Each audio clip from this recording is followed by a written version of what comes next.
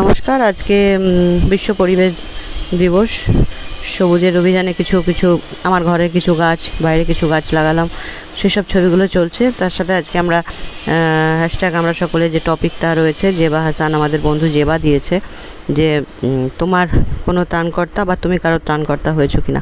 আমি কার ত্রাণকর্তা হয়েছি বা কিছু সেগুলো অতটা মনে রাখিনি, হয়তো হয়েছি হয়তো হইনি জানি না, কিন্তু আমার ত্রাণকর্তা অনেকেই হয়েছে এবং তাদের মধ্যে দুজনকার কথা আমার ভীষণভাবে মনে আছে।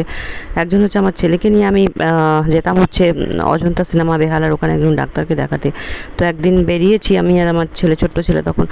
তো যখন বেরোলাম তখন আকাশ বেশ সুন্দর, কিন্তু তারপরেই মানে বাসে যাচ্ছিলাম, এমনভাবে ঘূর্ণিঝড় আর বৃষ্টি এলো যে স্টপেজে আমি নেমে পড়লাম। নেমে ওখান থেকে অনেকটা রিক্সা করে যেতে হয়। নেমে পড়ে আমার কাছে না ছাতা না কিছু, আর অঝোরে বৃষ্টি আর অঝোরে একটা সমস্ত দোকানপাট বন্ধ দুপুরবেলায়।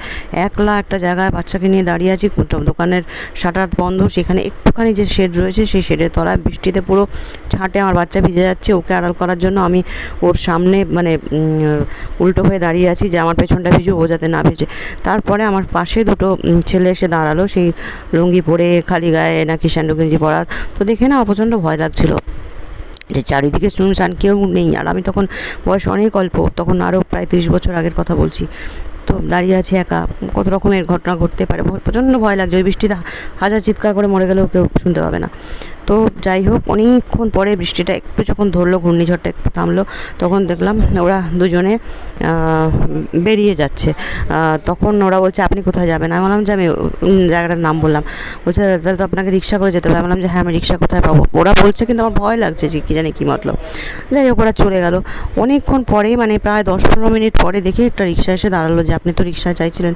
কোথাও কোনো রিক্সা ছিল না। আমি বুঝলাম যে ওরা যে এই যে বলেছিল আমাকে, ওরা দাঁড়িয়ে দাঁড়িয়ে এতক্ষণ ধরে রিক্সা খুঁজে আমার জন্য পাঠিয়ে দিয়ে গেল। এই ত্রাণকর্তা দুজনকে আমি জীবনেও ভুলতে পারবো না।